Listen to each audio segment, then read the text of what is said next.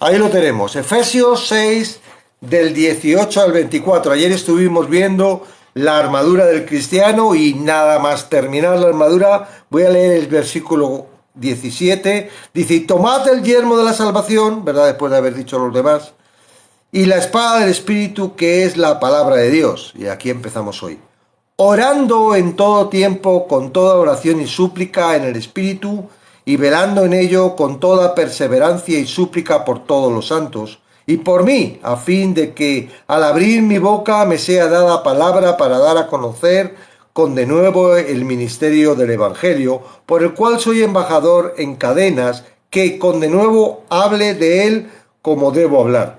Para que también vosotros sepáis mis asuntos, y lo que hago, todo os lo hará saber Tíquico, hermano amado y fiel ministro en el Señor, el cual envié a vosotros para esto mismo, para que sepáis lo tocante a nosotros y que consuele vuestros corazones. Paz sea a los hermanos y amor con fe de Dios Padre y del Señor Jesucristo. La gracia sea con todos los que aman a nuestro Señor Jesucristo con amor inalterable. Amén. Este es el resumen que digo que el que quiera luego tener, no voy a ir diciendo las cifras, las citas, simplemente lo resumo completamente seguido y si alguien quiere lo puede solicitar después.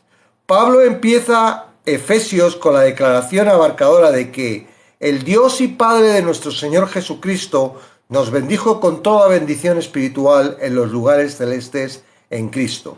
Luego procede a contarnos que hemos sido escogidos, predestinados y adoptados como hijos de Dios, bendecidos con sobreabundancia por su gracia, redimidos y perdonados. Nos ha sido dado el ministerio de su voluntad. Hemos sido hechos receptores de la herencia divina. Hemos sido sellados con el Espíritu Santo, amados por Dios en gran manera, vivificados para vivir una vida nueva, hechura de Cristo, creados en Él para buenas obras. Nos ha sido impartida la paz de Dios mismo. Hemos sido hechos uno con Cristo y con todos los demás creyentes como un propio cuerpo, convertidos en ciudadanos del reino de Dios y miembros de la familia, edificados como templo de Dios y morada del Espíritu. Contamos con acceso denodado y confiado a Dios. Tenemos poder disponible más allá de lo que podemos imaginar, dotados por Cristo de manera individual y única, bendecidos con líderes dotados de forma especial para equiparnos en la obra del ministerio, enseñados por Jesucristo mismo. Tenemos un nuevo hombre creado en la semejanza de Dios y en su santidad. Somos luz. Tenemos acceso a la plenitud del Espíritu Santo. Contamos con las instrucciones y los recursos para que todas nuestras relaciones con otras personas sean como Dios se ha propuesto que sean. Además, Dios nos ha dado toda su armadura para hacernos invencibles contra Satanás y su fuerza demoníacas. Hasta ahí, ¿ok? Luego los que quieran pueden pedirlo.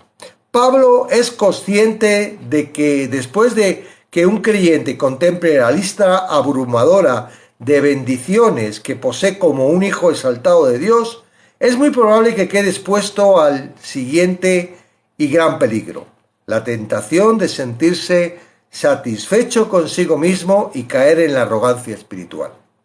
Las bendiciones magníficas e ilimitadas que se describen en Efesios son tan enriquecedoras que Satanás tratará de utilizarlas para enfocarnos en nuestros pensamientos, en nosotros mismos, como los bendecidos, antes que en aquel quien nos da las bendiciones. Por seuche, oración, se refiere a peticiones generales, mientras que deesis, súplica, se refiere a las que son más específicas. El uso de ambas palabras apunta a la idea de que hemos de involucrarnos en toda clase de oraciones que sea apropiada según la necesidad. Orar en todo tiempo es vivir con una conciencia continua de Dios, de tal modo que todas las cosas que vemos y experimentamos se convierten en tema de oración porque vivimos con una conciencia profunda de nuestro Padre Celestial y una sumisión perfecta a Él. El pensamiento de mayor importancia y aplicación que Pablo da acerca de la oración es que debe ser y hacerse en el Espíritu. Esta condición suprema para la oración no tiene que ver con el absoluto, con hablar en lenguas o cualquier otra experiencia dramática o esotérica. Orar en el Espíritu significa orar en el nombre de Cristo, orar de manera coherente con su naturaleza y voluntad. Orar en el Espíritu es orar de forma concertada y armoniosa con el Espíritu, quien nos ayuda en nuestra debilidad, pues que hemos de pedir como conviene no sabemos, pero el Espíritu mismo intercede por nosotros con gemidos indecibles. Ser llenos del Espíritu y andar en su dirección y poder equivale a tener la capacidad de orar en el Espíritu, porque nuestra oración estará enfocada en armonía con la suya. A medida que nos sometemos al Espíritu Santo, obedeciendo su palabra y descansando en su dirección y fortaleza, seremos llevados a una comunión estrecha y profunda con el Padre y con el Hijo. Proceder de la manera correcta en la oración también implica orar de forma específica. La mayoría de los cristianos nunca toman con seriedad la oración hasta que surge un problema en su propia vida o en la vida de un ser amado. Solo entonces se sienten inclinados a orar con intenciones específicas y con actitud persistente. No obstante, esa es la manera como los cristianos deberían orar siempre. La sensibilidad a los problemas y necesidades de otros, en especial de otros creyentes que están enfrentando pruebas o penalidades, nos llevará a orar por ellos día y noche. Pablo también necesitaba las oraciones de los hermanos en la fe, porque era un líder. Nuestro enemigo sabe que cuando acaba con el pastor, las ovejas se dispersan, y los líderes de las iglesias, incluso el Señor mismo, son blanco especial de Satanás. Cuando más fiel y fructífero sea un pastor, mayor es la necesidad de que su pueblo ore todo el tiempo por su fortaleza y protección.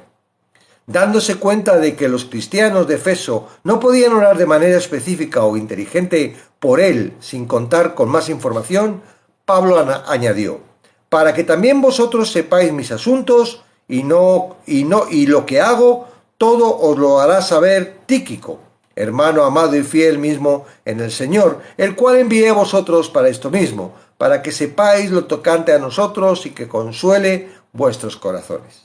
Tíquico, un hermano asiático, había sido elegido para acompañar a Pablo y los otros cuando llevaron la ofrenda para la recuperación de los hermanos en Jerusalén. Él estuvo con Pablo durante su primer encarcelamiento en Roma y fue comisionado por el apóstol en varias ocasiones para emprender diversos viajes misioneros. No solo se encargó de entregar esta carta de parte de Pablo, sino que también la dirigida a Colosas. Y en ambos casos tenía instrucciones de dar a sus receptores información adicional acerca de la situación del apóstol. En los dos textos apostólicos es llamado hermano amado porque era muy cercano al corazón de Pablo. En su hermosa claridad y sencilla dignidad, la bendición final del apóstol se resiste al análisis escueto. No deja de parecerse a las otras bendiciones de Pablo, pero resulta única en su reflejo de los temas tratados en esta epístola de contenido exuberante. Sin duda que la paz, el amor y la fe son las pruebas recurrentes de autenticidad en la línea de pensamiento de esta gran epístola. No es de sorprenderse que Pablo agrupe las tres realidades y ore pidiendo que sean la experiencia y el compromiso vital de todos los creyentes. La gracia o el favor divino era el don que Pablo deseaba para todos los que aman a nuestro Señor Jesucristo con amor inalterable. Esa es la clase de amor que corresponde a creyentes verdaderos. De este modo, Pablo en realidad está identificando a los únicos que recibirán la gracia como aquellas personas cuyo amor no es temporal e incierto, sino permanente y genuino, gracias a su origen divino. aplicar en obediencia y en el poder del Espíritu Santo los principios de paz, amor y fe enseñados en esta epístola, traerá como resultado para cada creyente la bendición y el favor de Dios. Esto no funciona ahora. Bueno, vamos a colocar esto en sí y le damos y le quitamos los... Un segundito, que lo ponga bien esto. Comentarios, aquí está. Ok. Bueno, pues está claro que solo estando en Cristo uno puede entender todo esto. Y uno puede disfrutar de todo esto, de toda esta carta tan fantástica y de todo este mensaje tan fabuloso, ¿verdad? Después de leer la lista, la que os he prometido que el que quiera puede tener con las citas, a modo de resumen de la carta de Efesios, pues es cierto, ¿verdad?, que uno puede centrarse en el beneficio de Dios para uno y Satanás usarlo para qué. Yo veo que hay muchas personas que están muy seguras de sí mismo por la situación, y no es que no estemos seguros, pero nuestra seguridad no es por nosotros, nuestra seguridad es por Él. Y nuestro punto de atención no tiene que ser en las bendiciones que recibimos de Él, sino en Él, que es el que nos manda las bendiciones. Es decir, disfrutamos de las bendiciones, claro que sí, somos parte de la bendición que Jesús hace, ¿verdad?, para con su cuerpo, para con aquellas personas que ha alcanzado y ha salvado. Pero en nosotros siempre tiene que haber el punto de vista, porque es muy fácil, quizás tú no lo haces aposta, pero Satanás sí lo hace hacia nosotros. ¿Para qué? Para que seamos nosotros, digamos, benefactores. ¡Ay, qué bien! Y tu corazón parece que está muy a gusto, muy contento, muy eso. Uy, duda cuando esto pase, porque te están montando la trampa para al final, digamos, no poner la atención. Tú vives bajo el señorío, no vives bajo los beneficios del señorío para ti. Muchas de las alabanzas que cantamos, ¿verdad?, es muy difícil encontrar alabanzas buenas, que se dirijan hacia Él, que le salten a Él. A veces cantamos, digo, son canciones de gato. El gato, he visto que los gatos lo que le gustan es que les acaricien cuando él quiere. Si no quieres que le acaricien, te bufan. Hacen y no quieren que no le toques, Ahora, el tío quiere que le acaricien y va el tío, venga, y se pone, y hace un ruido ahí que parece que está ahí ronroneando, ¿verdad?, que diciendo, qué gustito, pero cuando el gato quiere, ¿no? Entonces, el gato en sí, el carácter del gato es como muy para él. No, yo no te voy a ti a satisfacer, no te voy a ver, hoy vengo aquí a... No, si vengo a ti es porque quiero satisfacerme yo. Entonces, cuando yo digo una canción de gato, me estoy diciendo es que estamos acariciando nuestro ser, nuestro corazón. ¡Ay, qué bien, qué a gustito! ¡Uy, todo lo que nos da Dios! ¡Uy, cuánto nos ama Dios! ¡Uy, cuándo! ¿Ok? Entonces, la canción no va dirigida a Cristo. No es una alabanza de exaltación a Cristo. No es algo que en un momento dado te ponga en la dirección de decir, ¡wow, mi Señor, cómo es, qué grande, estoy ahí con Él! No, estás exaltando el beneficio que está saliendo de Él, y esto es peligroso. Porque esto es liberalismo, es decir, va hacia el razonamiento y el beneficio humano cuando somos conscientes. Tú tienes que saber. Mientras que tú no sepas esto, no vas a poder conocer el Evangelio. Tu carne es contra el Espíritu. Y siempre lo va a ser. Y siempre lo va a ser. No esperes que en la llenura del Espíritu Santo mi corazón ya no va a dar... No, siempre va a estar haciendo resistencia. Por eso tiene que morir. O ser transformado, ¿verdad? No sé por qué esto no da calor.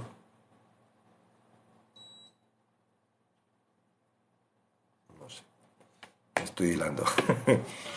Entonces, importante. Estos son los beneficios, no para que tú te... ¡Ah, qué bien! ¿Dónde estoy? ¡Qué a gustito! ¡Qué genial! No, para que tú conozcas quién es el que te está dando esos beneficios. Estos beneficios tú los disfrutas, pero sirven para la glorificación y la exaltación de tu Señor, al quien perteneces.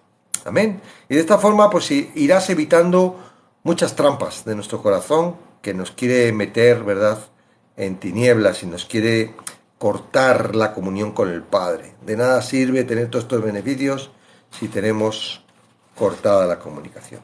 Entonces, aquí Pablo dice, orar en todo tiempo con toda oración y súplica en el Espíritu. Y es cierto, ¿no? Decía y lo conocemos todos.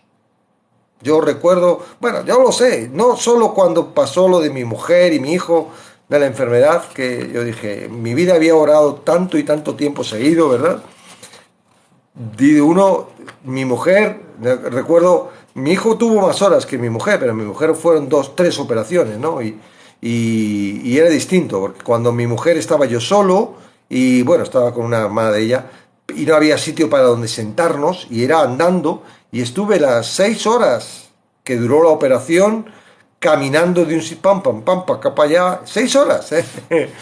Que parece mentir, digo, caminé kilómetros.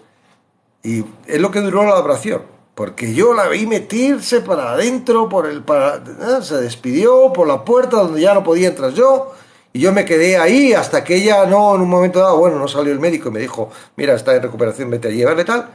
Fue un tiempo de conexión con Dios. Por eso digo que cuando realmente viene la dificultad es cuando realmente nos damos cuenta de lo que es la conexión con Dios. Cuando yo no puedo hacer, entonces yo lo que hago es que me conecto con Dios. ¿Para qué? Para que la confianza porque si yo puedo hacer, yo no me conecto con Dios. Yo voy a hacer. ¿Verdad? Tú ves a uno ahogándose y ¿qué haces? Si sabes nadar, te tiras a nadar. ¿Verdad? Tú no vas a decir, ay Señor Padre Todopoderoso, manda a alguien para... No, tú ves, si tú puedes, ¡bam!, te tiras, ¿no? Y te tiras con zapato y todo a salvarle. ¿Por qué? Porque puedes. Ahora, si tú no puedes, ¿no? Entra la persona que quieres al quirófano, ahí ya, si fueses el médico, o si podría estar ahí, Señor, que está saliendo sangre de ahí, todavía estarías haciendo cosas y todavía a lo mejor no estabas conectado. Pero cuando ya no puedes, no te queda nada, ¿cuál es el último? Parece, eso es así, ¿no? Es como realmente en nuestro corazón, en nuestra debilidad, en nuestra angustia, ¡pum! En realidad lo que está hablando aquí Pablo es que, mira, nosotros no podemos hacer nada más que orar. Es como, por ejemplo, un ejemplo de esto. Jesús les dice a los apóstoles, crucemos al otro lado del lago. Y se montan los apóstoles con él en la barca. Era tarde, a última hora, Jesús estaba cansado después de todo un día de predicación, y va y se echa ahí a dormir en un sitito, ahí, en el cabestrillo, dormido. Y entonces empieza un viento recio y una tempestad, y los apóstoles, que eran marineros, sujetan el barco. Llega un momento en el que las olas son muy grandes, el agua empieza a entrar en el barco, ellos empiezan a desesperarse, y Dios mío, ¿qué hacemos? Esto se está poniendo muy feo. Y entonces van a Jesús. Y entonces Jesús les dice, hombres de poca fe. Y tú dices, hombres de poca fe, ¿qué significa? Pues que hombres de poca fe significa que mientras que ellos pueden hacerlo, intentan hacerlo. Cuando ya no pueden hacerlo, van a Jesús. ¡Ay, que nos ahogamos! Hombre de poca fe es que no están en el que es la fe. En el que es la fe. En el primer momento tenían que haberle dicho, Señor, el tiempo está un poco revuelto, no te duermas. Llévanos tú. Sería, ¿no? Bueno, estamos hablando de forma hipotética si los apóstoles hubieran tenido la fe para que... No, Jesús, tú nos vas a llevar, nosotros no te vamos a llevar. El tiempo está complicado y si tú no paras este agua, tú no paras este viento, nosotros no vamos a poder llegar al otro extremo. ¿Qué vas a dormir? No, nosotros no somos capaces. En nuestra vida pasa eso. Tú se enfrenta al problema, viene la dificultad y te pones pam, y cuando ya no te queda más, a orar. Cuando en realidad lo que tenemos que entender es que nosotros pertenecemos a Cristo y Él es el dueño de nuestra vida. Sea poco, sea mucho, sea alta la dificultad, sea poca la dificultad, el Señor es partícipe de todo lo que hacemos. Partícipe de todo lo que hacemos. Entonces, bueno, que nos sirva, digamos, esos momentos de agobio, esos momentos en los que, ay, Señor, no tengo otra cosa que hacer, pum, nos ponemos de rodillas y somos capaces de orar horas y estar ahí, Señor, por favor, te lo pido, hasta que no vemos que resuelve, ¿verdad? Esto es lo que decía la oración. De 3 veces que enseña Jesús a sus discípulos, más del 50%, porque dos de ellas, habla de la insistencia. Una, la que hemos visto hace poco con Lucas, ¿verdad? Que dice, si te viene, después de decirles cómo orar con el Padre Nuestro, que en realidad era una declaración de quién es el Padre y de quién era Él, ¿no? Nosotros no oramos, ora Cristo. Nosotros estamos en Cristo y lo que recibe el Padre es lo que dice el Hijo y lo que dice el Hijo es Cristo, es decir, es un sentir conjunto, es el Hijo el que en un momento dado reúne nuestra oración y se la lleva al Padre. Entonces, después de eso viene y dice, ¿quién es aquel que recibe a uno y va por el pan y está en la cama y tal y no, es que están los niños, ya tengo la puerta cerrada y el otro insiste y dice, no porque su amistad, sino por la insistencia. Pues más aún vuestro Padre que está en los cielos, si eres insistente y tal, busca, pide y se te dará, busca y encontrarás, llama y se te dará. O sea, está hablando de qué, de una perseverancia. Es decir, yo no quiero que, ay Señor, dame esto. Bueno, no quieres dármelo. Bueno, no te lo pido. No, tú tienes que pedir. ¿Por qué? Porque en el pedir, en el estado del pedir, en el estado de la oración, es donde se pone, está la unión, ¿verdad? Tú has cometido un pecado, has fallado, y te has dado cuenta, el Espíritu Santo te dice, ¿en dónde te has metido? ¡Ay, Dios mío! Eres cristiano, te estoy hablando de que eres cristiano, y has cometido ya, y estás ahí avergonzado de lo que has hecho. ¿Y qué es lo que quiere Dios? Que ores, que levantes tus ojos a Él y digas, Señor, mira, es la confesión que habla, ¿verdad? ¿Por qué? Porque en la confesión, lo que estabas en pecado, que estabas separado de Dios en tu propio corazón, en tu propio pensamiento, en la confesión lo que se produce es otra vez la unión de Dios contigo, del cuerpo, de Cristo contigo, del Espíritu Santo. Ahí tú, entonces la oración en sí es unión. Ay, es que si le pido esto me lo va a dar, si le pide esto, tú estate con Él y pide todo lo que quieras. Como los niños piden a los padres, ¿verdad?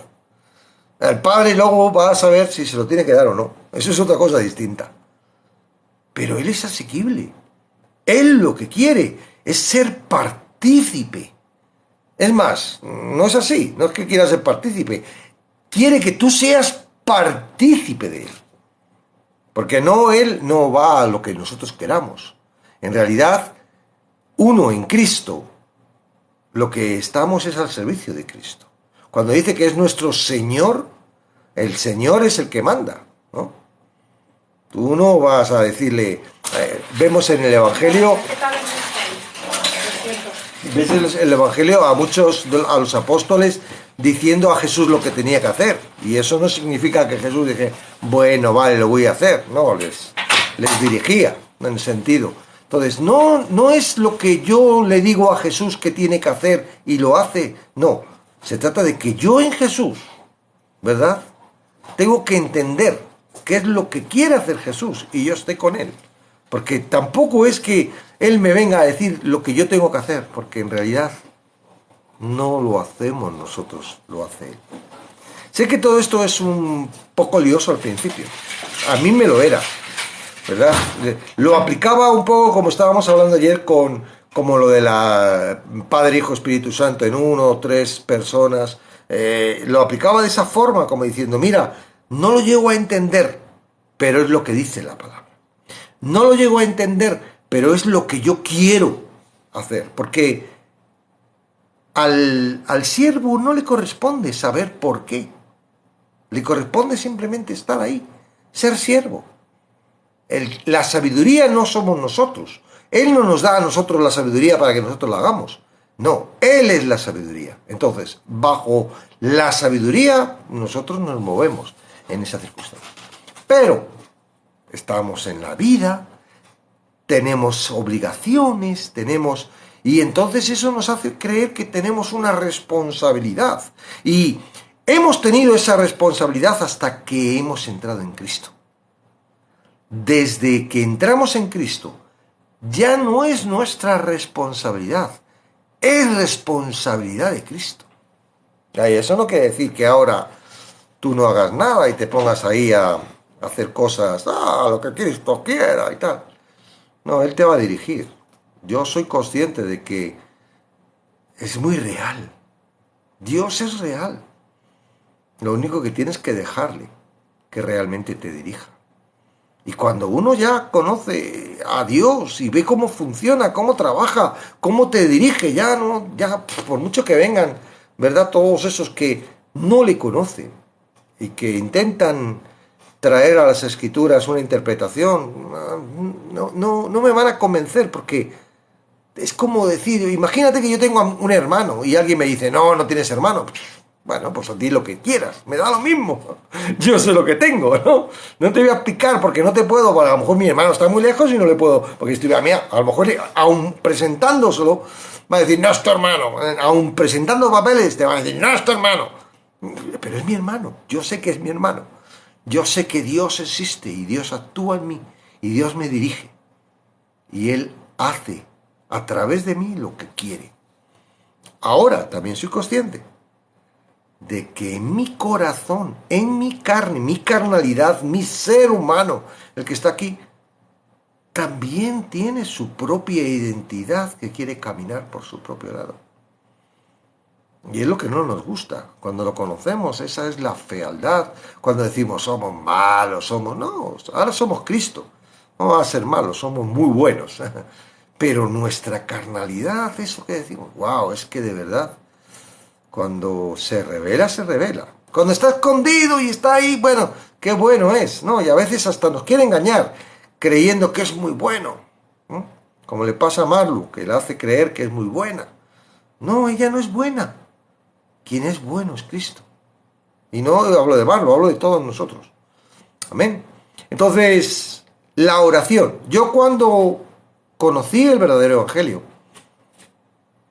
y no quería hacer obras, no es que no orara, es que sentía temor, porque hay un aspecto en el evangelio liberal que te dice, ora, ayuna, lee la palabra, como que haciendo esto te beneficias de algo, es como que, y puedes avanzar en algo, o estás sujetando algo, ¿verdad? Eso es ¡ay, hay que orar! Porque la oración, y parece como que te exigen orar. Como que si no tienes ganas hay que orar. Sí, entonces lo haces con desgana. Y cuando yo empecé a ver que las obras que nosotros hacíamos eran obras muertas, yo dije, wow, ¿qué de cuánto de mis oraciones son obras muertas? Y dije, en ese tiempo, aparte de dejar, no de orar, porque mi conexión con Dios, yo seguía. Yo tenía mi conexión, yo tenía tantas dudas, tantas preguntas, tantas cosas que saber que yo no paraba. Eran preguntas los que yo hacía y era una conexión con Dios a través de ¿cómo será esto? Y ¿verdad? Oye, ¿cómo te manifiestas? ¿Y por qué estás así? Había un montón de preguntas y para mí eso era orar. Pero en el concepto ese de yo ponerme y decir, Señor, Padre Todopoderoso, mire y tal, esa oración, que en un momento dado, como cuando terminamos el slide y decimos, vamos a orar, ¿no? Y nos ponemos ahí, como que parece que en ese momento estamos con Él hablando y cuando no estamos orando, es como que ya se ha marchado. Ay, bueno, date una vuelta, luego oramos. Y entonces yo tuve un tiempo en el que, además, como tenía tanto jaleo con lo que había aprendido, con lo que estaba aprendiendo nuevo en la palabra. Porque mira, una cosa es lo que aprendes cuando estás sin el Espíritu Santo. Y otra cosa es la palabra, leída a través del Espíritu Santo. Es distinta. Yo digo, pero ¿cómo leía? ¿Cómo entendía? ¿Cómo podía? Yo había leído esto muchas veces y no lo había entendido. ¿Por qué? Porque no tenía el Espíritu Santo. Es como los apóstoles que tenían a Jesús y no entendían qué estaba pasando. Pero si estaba Jesús contigo, si estabas viéndole las obras y todavía estaban en sus pensamientos. ¿Pero por qué? Porque no tenían el Espíritu Santo. ¿Cuándo empieza a haber una transformación de los apóstoles? En el mismo momento de Pentecostés. Ahí viene una transformación. Y a partir de Pentecostés, tú ves que todos esos apóstoles, por lo menos los que están marcados, ¿verdad? Pedro, Jacobo, Juan, los que vemos, porque hay otros que no sabemos, porque en la palabra no están todos, ¿verdad? No tenemos el reflejado toda la historia de todos. Vemos que hay distinto, ¡wow! Esta piedra de Pedro se convierte en el Espíritu Santo. Y tú ves que lo que hace, dice, y su sombra sanaba. Tú sabes que no es Pedro. Tú sabes que es el poder de Dios manifestado con él y que hay un antes de Pentecostés y un después. Pues eso me pasa a mí. Y yo estaba ahí con la oración, ahí todo lo que he leído. Tenía libros, y os puedo enseñar todavía algunos que todavía no he tirado, porque no me han dejado tirar, que hablaba de la oración y yo digo, todo eso tiene que salir de mi cabeza y yo tengo que saber claramente. Tengo que saber claramente qué es la oración. ¿Te pasa? ¿Te está pasando? Yo sé que a algunos le está pasando lo que a mí, porque esto lo que me pasa a mí nos pasa a todos al principio. ¿Qué es la oración? Escuchamos tantas cosas. Hay que orar, orar. Ay, y uno dice, qué poco oro. Uy, yo no sé si estoy salvo porque no oro. Entonces, me propuse leer el Nuevo Testamento completo, marcando todos los versículos que aparecían la oración. Lo dividí en 4 partes. Las que Jesús enseñaba, cómo las personas oraban, cómo oraba Jesús, cómo oraba Pablo, cómo oraba, todos esos versículos los puse aparte. Las que decían de las promesas de la oración y las que hablaban los beneficios de la oración y los que hablaban de 4 apartados, no me acuerdo del cuarto, pero bueno. Y en esos 4 apartados yo me empapé de lo que era la oración. Y a partir de entonces, ¿qué pasó?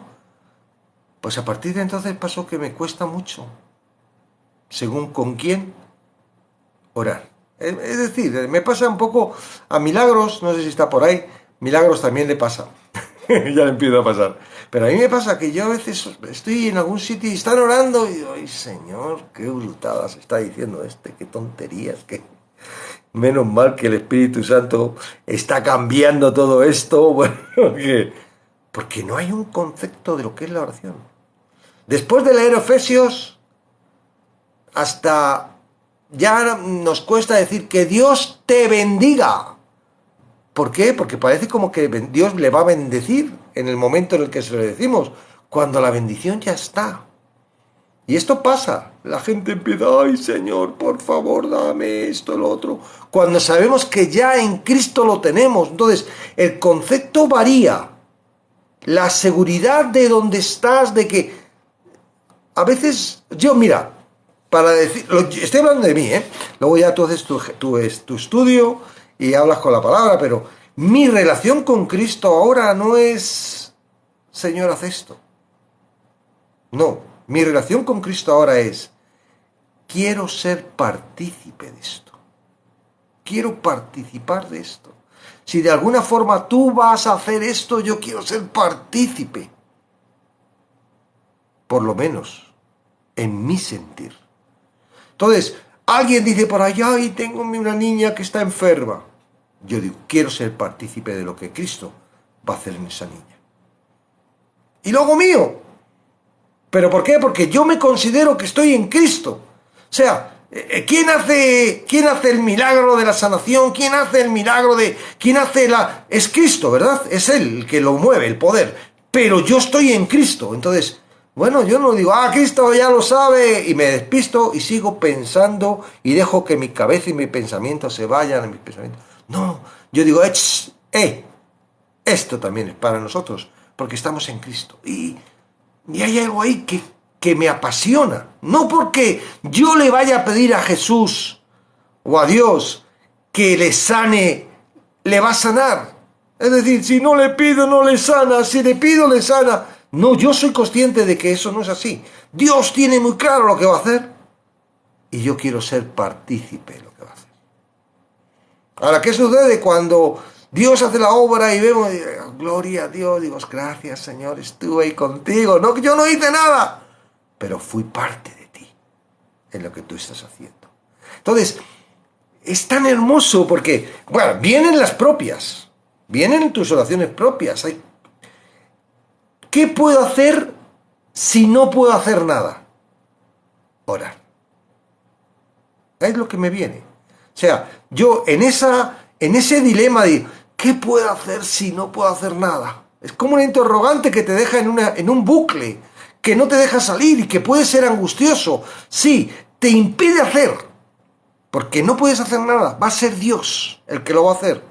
Te trae, digamos, la confianza de que estás en Cristo y que tienes la confianza de que Él es bueno, de que tú eres parte de Él, todo lo tuyo es parte de Él, Él tiene cuidado, Él es poderoso, tú no. Pero te mete en un bucle, ¿verdad? ¿Qué puedo hacer si no puedo hacer nada? Ay, pero está el problema. ¿Qué puedo hacer si no puedo hacer nada? Está el problema. Entonces, para salir del bucle, yo le coloco orar y esperar a que Dios haga lo que tiene que hacer. Orar. Entonces, orar en mí es, wow, es la confianza. Señor, mira sentir lo que las personas por las que estoy orando están pasando, ¿verdad? Y es muy sencillo. Tú ves, ay, mi marido está en el hospital. Y ¡bum! A mí me viene cuando mi mujer estaba en el hospital, y la angustia que yo tenía, y la sensación de guay cuando me decían, estamos orando, y yo sentía el alivio de que, están orando, y no estoy yo solo, hay más personas, están ahí en el sentir, Dios va a hacer su obra, pero el cuerpo está trabajando conjuntamente para el propósito de Dios, y yo quiero estar en ese propósito. Entonces yo no hago nada. Dios no depende de mí para hacer las cosas. Dios no depende del cuerpo para hacer las cosas. Pero el cuerpo es parte de Cristo. ¿Y qué hace? Bueno, en la función, la mano, la cabeza le decir agarra, el otro, el pie avanza, la vista ve, pero el cuerpo en sí siente, ¿verdad? ¿Y qué siente? Mira, un mandamiento nuevo os doy, dice Jesús. Que os améis unos a otros como yo os he amado. Ahora, esto no se puede desarrollar si no estás en Cristo. ¿Por qué? Porque entonces ya eres tú quien ha amado. Es decir, yo estoy en el que ama. Con lo cual, no soy yo quien ama, es el cuerpo en sí en quien ama. La oración tiene que ver con el amor. Tiene que ver con el amor, ¿verdad? Pablo dice, orar por mí para que este evangelio salga. Hay amor. Hay unas ganas porque las personas conozcan la palabra de Dios y se salven. Hay un afecto de decir, orar por mí para que de alguna forma no sea estorbado, para que de alguna forma lo que Dios ha puesto en mí salga y... Es amor. Es la presencia del amor, ¿no? Entonces, Pablo está deseando hablar para eso y nos hace a nosotros, ahora ya no porque ya Pablo no está hablando, pero les hacía partícipes a los demás, ¿para qué? Para que estuvieran en el sentir, sí, Señor, y les ponen a orar. Señor, Padre Todopoderoso, ponle a Pablo. ¿Tú crees que porque él orara a esa persona, Dios iba a poner en Pablo? No, lo que está haciendo es un efecto para las personas que están orando, que están uniéndose al cuerpo de Cristo. Y están siendo uno con Pablo, uno con Cristo. Entonces, la oración no es un efecto que Dios utilice para él, ni que él necesite. La oración es algo que nosotros necesitamos en la carne para podernos unir a Cristo. Es la forma. Siempre estamos hablando, dice, bueno, somos uno en la carne, pero también somos la nueva criatura en Cristo. Donde se desarrolla esa nueva criatura, donde realmente la nueva criatura funcione y actúa y es en la oración. Ahora tú puedes estar trabajando y estar orando. Tú puedes estar conduciendo y estar orando. Tú puedes estar haciendo cualquier cosa y estar orando. Yo puedo estar ahora contigo, ahora aquí hablando y estar diciendo, Señor, en el nombre de Jesús, que lo puedan entender, que puedan entender esa relación. Y estás orando. Pero ¿en qué? ¿Quién es el que se beneficia? El factor es hacia Él, pero el beneficio es hacia nosotros. En el Espíritu. Claro, la carne es inconsciente y a veces la carne es el estorbo, ¿verdad? No te apetece, te encuentras mal, ¿qué le digo? ¿Cómo digo? Uy, estás orando por con la manía que le tienes. Mejor dile a Dios que le funda y que le mate y que le mande fuera de tu vista. Y claro, nuestra mente y nuestro corazón. Por eso dice que no oramos bien, porque nuestra mente y nuestro corazón estorban nuestras oraciones. Pero qué guay. Es cuando en el Espíritu, ¿verdad? Cuando oramos para nosotros, por nuestras necesidades, es necesidad. Es como la supervivencia para poder salir del agobio en el que estoy. Tengo confianza en ti, Señor. Yo recuerdo cuando mi mujer, la primera noche que yo dejé a mi mujer, porque mi mujer tenía problemas, le dolía y el médico decía que era gases. Y andaba ahí con gases y dolor y para arriba y médico. Y fuimos 4 veces. A la 4ª vez fuimos a la iglesia y saliendo de la iglesia, estaba aún molesta, dije, vamos al hospital. Fuimos al hospital, le hacen pruebas en el hospital y cuando le dicen las pruebas, le dicen, se va a quedar. Hemos visto, tiene un tumor muy grande, así, gordísimo, en la parte de los ovarios. Estábamos a no sé cuántos kilómetros había, 30 kilómetros creo, del hospital a donde vivíamos. Yo tenía a mis 3 hijos en la ciudad donde estábamos. Y entonces yo dejé a mi mujer allí en el hospital, me fui a colocar a mis hijos, a ordenar todo, para volver otra vez con mi mujer al hospital.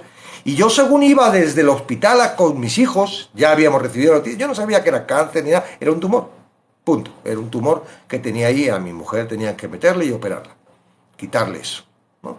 Y yo iba por la carretera en un puerto, me acuerdo yo, y yo iba, Señor, yo sé que es tu voluntad y que si tu voluntad es que te la quieres llevar, te la vas a llevar. Yo, pero por favor, no te la lleves. Yo, por favor, quiero disfrutar todavía de ella. Señor, mira, todavía tenemos la niña pequeña, Señor. Por favor, por tu misericordia. Sé que si tú quieres llevar, te la vas a llevar y eso no va a impedir para nada que yo crea en ti, ¿no? Pero deseo tanto que siga con nosotros. Eso era mi oración. ¿Y tú crees que ella no se fue porque yo le estaba orando eso? No, esa era la oración que a mí me estaba trayendo la paz y la seguridad de ¿qué? De que Cristo no se la iba a llevar. Se la pudo llevar, pero no se la llevó. ¿Ok? Y yo no estoy diciendo que ¡gloria a Dios! Porque esto sucede. Las iglesias, y a mí me da mucho vértigo cuando digo esto. ¡Hemos orado y Dios ha orado! No, mira. La voluntad de Dios es desde antes de la creación del mundo. Tú puedes ser partícipe de su voluntad, pero no podemos mover la voluntad de Dios. Si Dios quiere llevarse a mi mujer, se la lleva. Y por eso no es malo. Porque es la voluntad de Dios. Y no porque yo le ore, no te la lleves, no se la llevó. Fíjate, oré, qué bueno es Dios, no se la llevó. Incorrecto. No, pero yo, en el transcurso, en esa certidumbre de yo no saber si se la iba a llevar o no se la iba a llevar, si se iba a sanar, si iba a salir todo bien, si necesitaba la paz de Dios. ¿Y cómo era esa paz? La cercanía con Él. El estar con Él es, Señor, por favor, yo sé que si quieres llevártela, te la puedes llevar. Pero quiero seguir con ella. Yo recuerdo eso, pero fuertemente, ¿no? Y veo en mí, digamos, esa sensibilidad, esa debilidad de, no somos de piedra los cristianos, no, a lo que sea la voluntad de Dios, no, mentira. Esta carne es muy débil y necesita de la potencia, de la seguridad, del amor, de la cercanía del Dios al que pertenecemos. Entonces, si tú me quieres a mí preguntar, para mí, ¿qué es la oración? Por eso a mí ahora ya no tengo conflicto con orar sin cesar. Sí, hay veces que claramente digo, me has despistado, me estás metiendo en el mundo y yo no quiero estar ahí, ¿no? En mis pensamientos o las cosas. No, orar sin cesar es una seguridad absoluta de permanencia en Dios. Y yo quiero tener una relación constante con este Dios que puedo estar con Él. Yo tengo paso directo al santísimo lugar, como aquel sitio donde entraba una vez al año el sumo sacerdote. Solo podía entrar una vez al año. Imagínate. Y entraban con un temor loco diciendo, madre mía, si no estoy completamente limpio, si no soy completamente santo, me fulmina el poder de Dios porque es santidad. Esa capacidad de entrar, y voy a despreciarla, yo vivo en el santísimo lugar. Vivo en Cristo. Todo lo que me permite mi sistema carnal, que hace lo suyo. Entonces participo en todo. Los momentos bonitos, ¡wow! ¡Qué bonito, Señor! Lo que estamos viviendo. Los momentos difíciles, Señor, ¡ay! Lo que estamos pasando, ¡wow! ¿Por qué? ¿Qué motivo por el que tengo que pasar esto? Y ojalá me pueda dar cuenta y no tengamos que pasarlo mal. Y, Señor, yo sé que tú lo estás permitiendo. Todo momento. Claro, no es un constante, ¿verdad? Hay algunos que, gracias Señor, gracias Señor, gracias Señor. Y están todo el día, gracias Señor, y la gente dice, está todo un poco zumbado. No, es un agradecimiento en sí constante. Una seguridad constante de que estás en Él. Ahora, esto no es posible hacerlo a través del convencimiento. Pues a partir de hoy voy a vivir así. No, os digo, yo lo he intentado. Y por tu propia fuerza no puedes. Esto es algo que hace la palabra día tras día en la relación. Mira, yo muchas veces he explicado a la gente, digo, mira, búscate excusas para poder estudiar la palabra. La mejor excusa es tener personas a las que enseñar, o a las que disciplinar, o a las que si te agrupas a un grupo y decir, vamos a estudiar la Biblia, vamos a esto, vamos, yo os dirijo. Esa es la mejor excusa, porque si tú eres el que diriges, tú no fallas. Si eres el que oyes, puedes faltar, hoy no voy a poder. Pero si eres el que diriges, tú no fallas, porque tienes una responsabilidad y esa responsabilidad te hace acercarte a la palabra. A mí eso es lo que me ha hecho que yo pueda descubrir lo que Dios tiene para mí.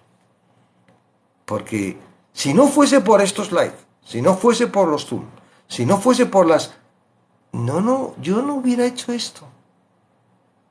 Mi carne, mi mente hubiera buscado fórmulas, negocios, actividades, cosas, deporte, yo qué sé, para ocupar el tiempo. Y ese tiempo no hubiera servido ¿para qué? Para alimentarme, para que la palabra pueda hacer todo esto en mí. ¿Y qué es lo que ha hecho en mí? No me ha hecho que me esfuerce, no me ha hecho que sea más hábil, no me ha hecho... No, lo que me ha hecho es que deje de hacer un montón de cosas que hacía, que confíe más en la palabra más que en lo que yo confía de mí. O sea, en realidad la palabra constantemente lo que me hace es exhortarme a que no eres tú, que soy yo. Y cada día, parece como que ya he aprendido y que ya voy a... Y cada día, yo no recuerdo lo que pasó el mes pasado, recuerdo lo que ha pasado esta semana y cada día la palabra hace eso. Entonces no es, la obligación de que tengo que orar. Es que si no oro, es que hace cuánto que no oro. ¿Cómo es posible? ¿Cómo es posible? Estás al lado del santo. estás en la presencia de Dios, en Cristo, en el que entregó su vida para ti, en la seguridad, con todos los beneficios, sentado en los lugares, y no te comunicas con el que estás. No tienes una cercanía. Todavía la palabra tiene que trabajar en ti, porque todavía está trabajando más tu corazón y tu mente, más que la palabra. Más que la palabra. Entonces, no se trata de que tú ahora yo voy a dejar de orar y voy a pensar. Yo lo intenté, de verdad, y no valía. Yo todas las noches, porque eso es cuando uno cierra los ojos para dormir y se va a quedar dormido, yo por lo menos. Ahí tienes el tiempo de la última oración, ¿no? Y dice, ay, Señor, tal. Y yo siempre me acordaba, ay, ¿cuánto tiempo he estado contigo conectado hoy? Digo, ay, Señor, qué poco tiempo está conectado. Mañana me propongo estar todo el día conectado. Y ya me acostaba, me quedaba dormido y hablando con él, y a la mañana siguiente cuando me levantaba, Señor, hoy voy a tener todo el día conectado contigo. Cuando llegaba la noche me cosa, oh Señor, qué poquito tiempo he estado. Así durante un montón de tiempo.